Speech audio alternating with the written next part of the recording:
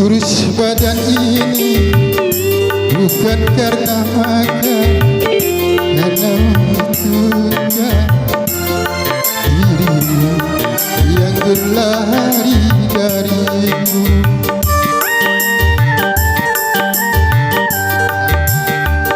Tanpa sepatah pun pesan kau tinggalkan, membuat hatiku bergetar.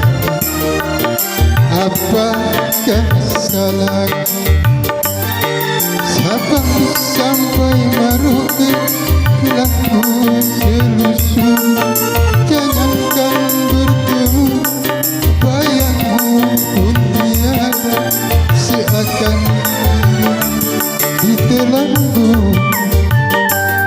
Ku mencari putus harapanku, adu-adu tak seorang pun yang mau tahu.